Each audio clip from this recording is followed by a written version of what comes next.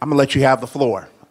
He doesn't even need an introduction. He's so smooth. He doesn't even need an introduction. Mr. Abdul, you have the floor. Let's give him a round of applause. Thank you. Thank you. All right. For the video. If you don't give up and you're like determined to whatever you want to do, you're always going to prevail. You're always going to succeed in anything you put your mind to. Don't just give up. Like, it's a real opportunity. It's like a lifetime opportunity for you guys. Like, this is going to just turn your life around. Like, even like look back 3 years ago or 4 years ago, it's not the same. Like, it's like, I can't just explain. It's just like a movie. When I first got here, I can remember I went to the office up there at the gym, and I was just too skinny, you know. I can remember like the first training we had in the gym, I was just getting pushed off the ball and everything. And you thought you were strong? Yeah, before I came here.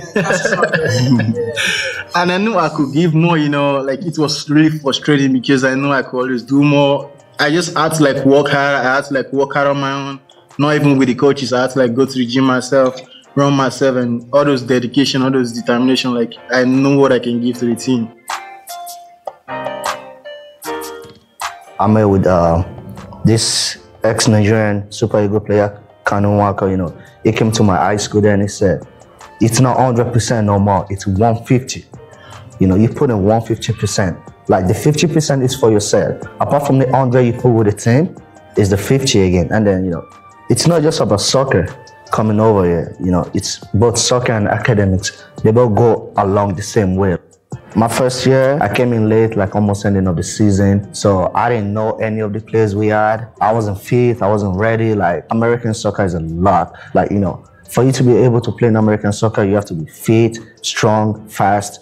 So like I didn't have any of that, even though I could play. So I struggled my first year, you know, my coaches didn't give up on me. They saw something good in me and my teammate too. Even though I came back home last year, for the first time after 2 years to see my family, it wasn't easy, but like the teammates here, you know, the people here, the coaches, the school, the students here, like they're like your family. Like my teammates right now, I'm really blessed to have people like that in my life because they're the ones I can call my brothers now.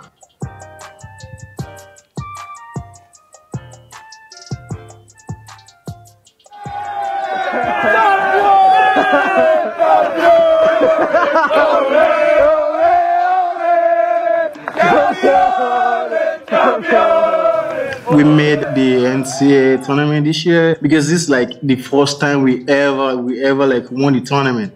It was like it was unbelievable. No one expected us to win it because we've never won it before, and it was like a real challenge. We had to like wake up early in the morning, 5, 6, go for practice. You still have to like get like 3.0 because our coaches always told us like if you don't have like GPA of like 3.0 every time, you can't even go for practice. You just gotta like think about one thing that is gonna keep you going, and the one thing that kept me going is just my family. And I'm gonna like advise folks out there to like just find a reason for why you want to do this. Don't just go there and be like, oh, I just want to participate because a lot of people are here. Because at the middle of it, you're gonna lose all. Because when you don't know what you're actually fighting for, then you're not actually fighting for something. But when you have like an idea what you're fighting for, then you never give up. Okay.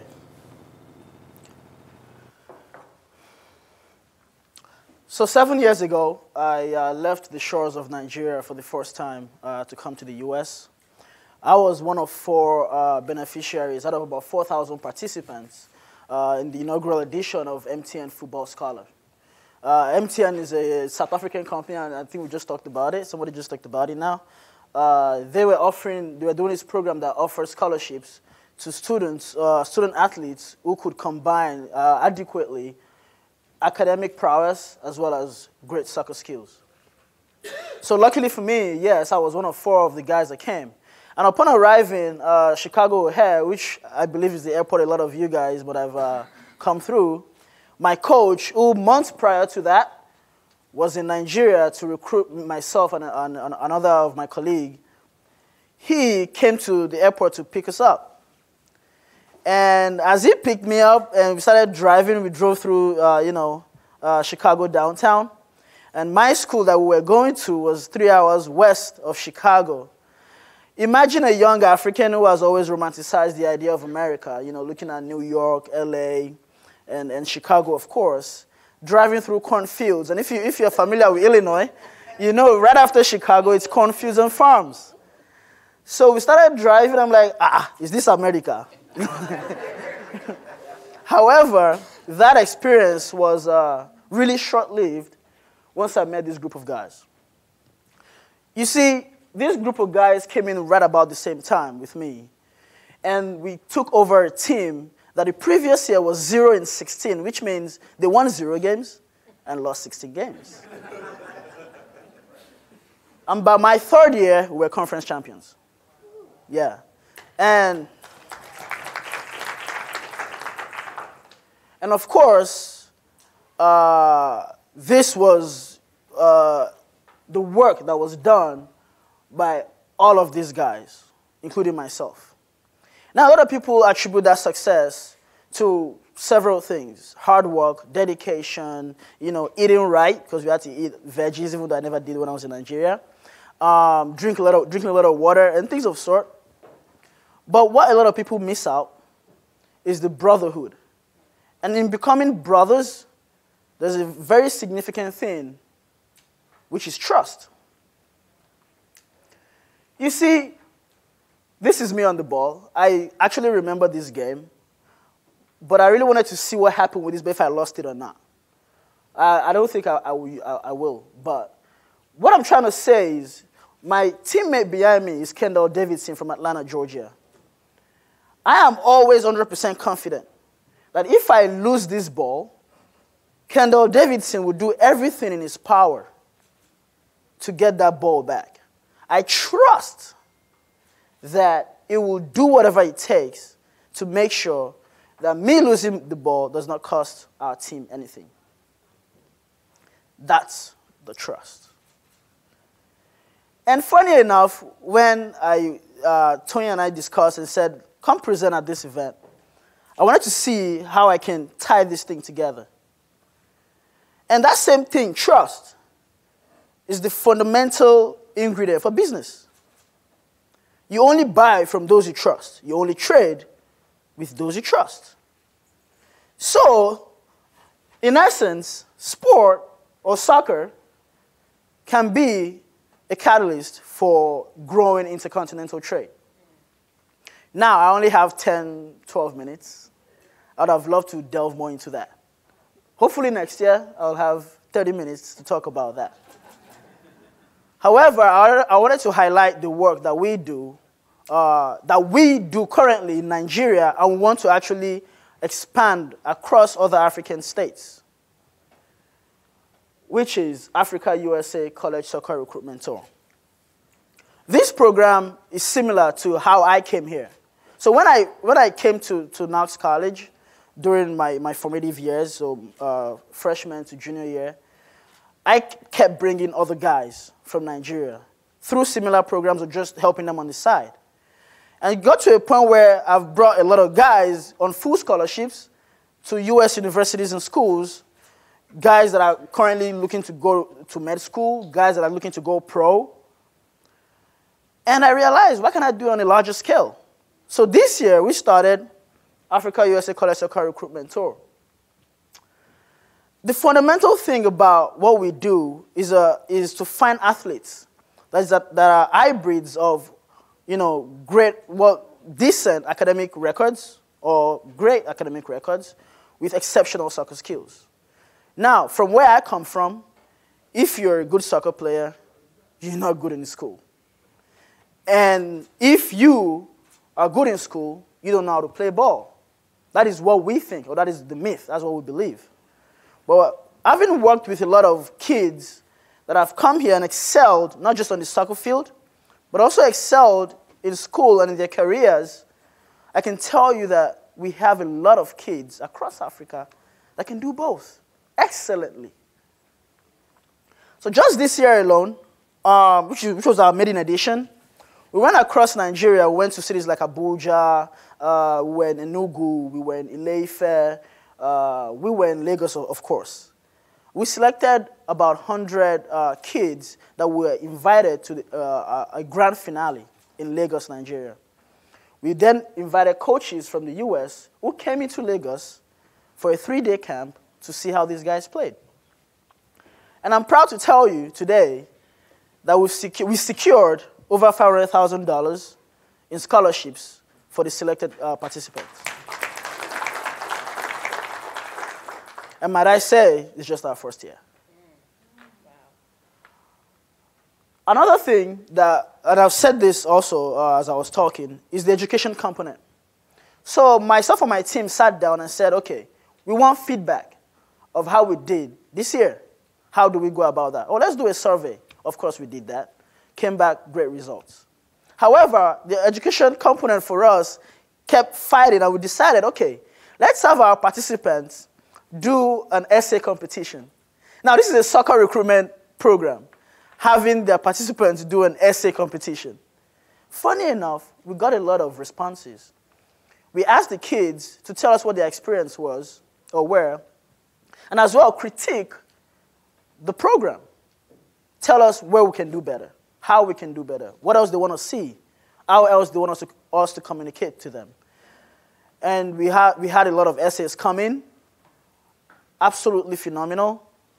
Very, very emotional as well, I might say, because the words, they were really encouraging. There are a lot of programs like this across Africa that are fraudulent.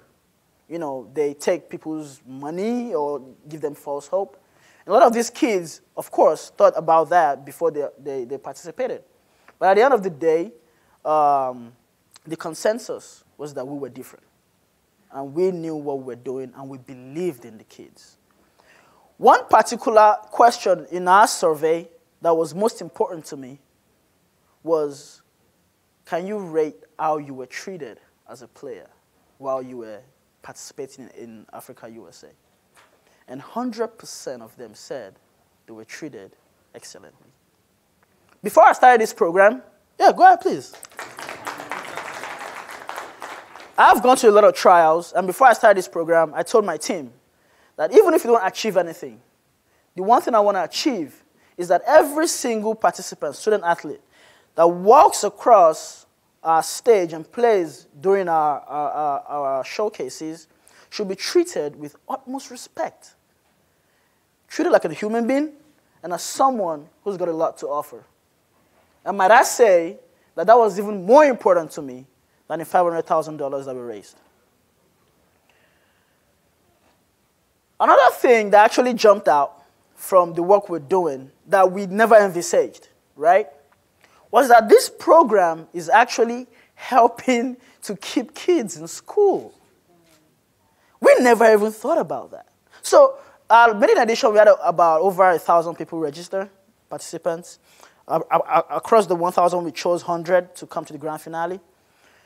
And we've been getting results and comments and feedback saying that, because they know that academics, the education, is a requirement. This is a wonderful opportunity. I've been through it myself. It changed me. And they want the same thing. And they know for them to get it, for them to be able to get this opportunity, they have to be in school. They have to have good grades. And a lot of these kids are actually returning back to school, finishing their high school diplomas, taking SAT lessons, and just trying to become the global citizen that we want them to be, educated and confident. I said global citizen, yes. Those are the kind of people we want to create. We want to create student athletes that are able to create relationships with others around the world. When they come here, they're in a diverse culture.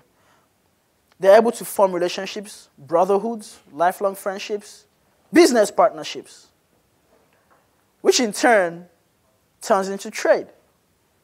Trading with each other when they start doing businesses and all sorts. Myself, I've done businesses with a lot of my teammates, done businesses with people that I sweat on the field with. Another important thing that I wanted to share with you is that we recently just partnered with other residential programs in the States, in schools and colleges, to offer this program to female football players, or soccer players like you guys call it, across Africa. Across Africa, the girl child is not seen as a sports person. But that's not true. And we are changing that, and we're going to show everyone that the girl child, a girl sports person, should have the same opportunity as I did 7 years ago. Thank you, guys.